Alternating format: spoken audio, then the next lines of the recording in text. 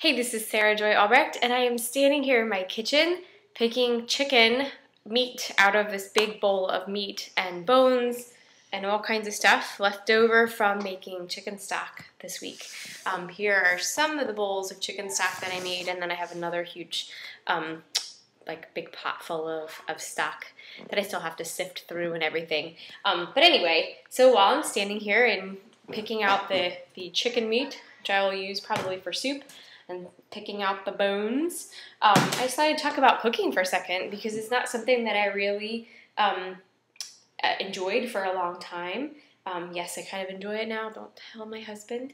But the other day my sister called and she said, hey, because you love cooking so much, can you help me out with this question about freezing meals? And so I was like, sure. And the more I thought about it, I realized that I've really grown in that area because I used to absolutely hate cooking. It was very frustrating to me, and I think that a lot of my viewers might feel the same way because cooking is tedious, it's messy, especially if you don't have a dishwasher, and it's harder to clean up.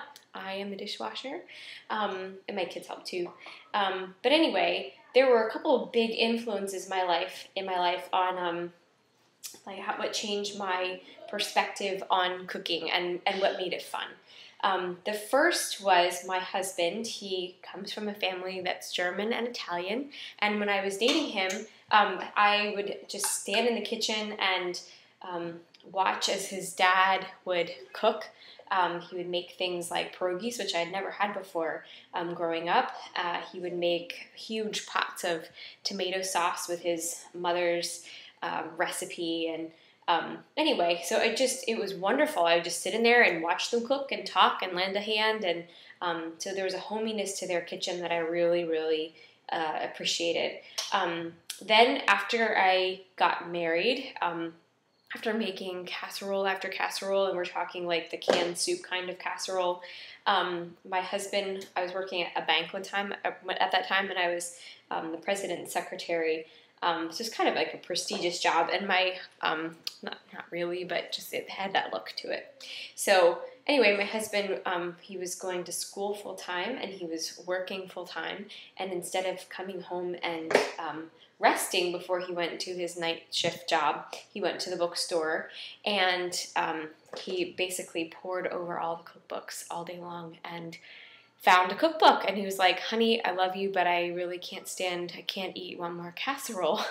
And so very kindly and really very sweetly gave me the book How to Cook Everything by Mark Bittman, and I cooked through that book, and I learned the basic techniques, and certainly had many, many, many disasters.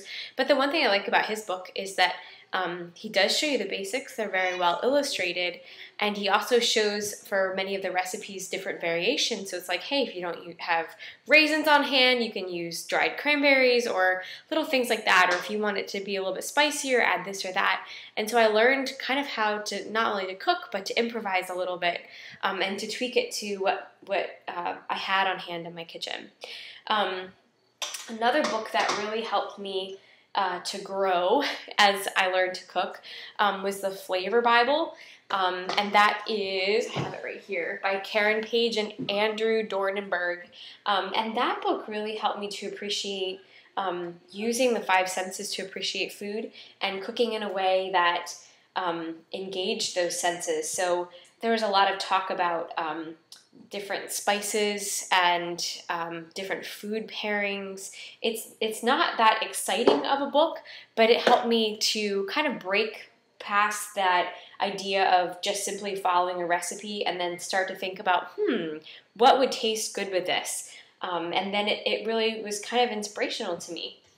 And lastly, a book that I really, really love, and I think that everyone, not only someone interested in cooking, should read, is MFK Fisher's How to Cook a Wolf. And her book, she lived during the time of the Great Depression, and she talked about how the wolf was hunger and it was poverty. And I really related to that book a lot because we didn't have a whole lot growing up as kids. And she talked about how, we live in an age of people who are food critics, and how children often say, instead of thanks for dinner, Mom, they might say, well, what kind of dessert are we having? With the assumption that they are going to be having dessert that night. And she also talks about how the housewife will sit and pour over glossy magazines and try to select her menu and things like that, and then only to find, when she thinks she has everything down, that they change all the special little symbols in the magazine and completely throw off the entire method, and just the frustration of it. And it was funny because while I was reading that book, it was in the midst of trying to improve on meal planning. And there was just this section in there that talked about how during the Depression that there wasn't a lot of food and that butter was this luxury. And so how she recalled just piles of toast with butter on it, and what a wonderful feast that was, and that food is just kind of a backdrop for fellowship, and that if we have critical attitudes about food, that we don't really appreciate it, and that food is just there to facilitate fellowship, which is the most important thing of all. So anyway, that really helped me to calm down a little bit, because I was kind of falling into that trap of trying to make amazing dishes that you'd have to go to 5 different specialty stores just to find the ingredients, and I was really burning myself out to the point where I really hated to cook. But lately, I've just learned to appreciate simple things, and as it's kind of come full circle. And as my children have gotten older, and I homeschool my children, one thing I've incorporated into our school week is a morning meeting, and we talk about what kinds of dishes the kids would like to eat, and they help me to prepare it, and we plan and grocery shop together and things like that. So it really, it's cool because as they're involved, they appreciate where food comes from. I don't buy a lot of, hardly any prepackaged food.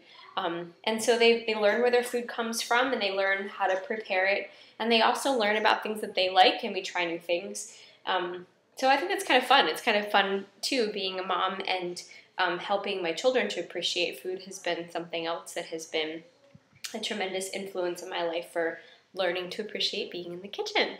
So anyway, I'm interested to hear from my viewers, how did you learn to cook? Was your mom one that always had you in the kitchen and you were always participating, or did you kind of learn how to cook more when you were an adult? And what kinds of things do you like cooking? And what were some of your influences on your attitudes towards food and cooking and being in the kitchen? So anyway, I'd love to hear from you. Thanks so much for watching today. Sorry I haven't made a video in a while, but I think I'm back in the swing of things. So hopefully you'll hear more from me soon. You're welcome to check out my blog, which is now at sarahjoyalbrecht.net. And I look forward to seeing you over there too. Thanks a lot. Happy cooking!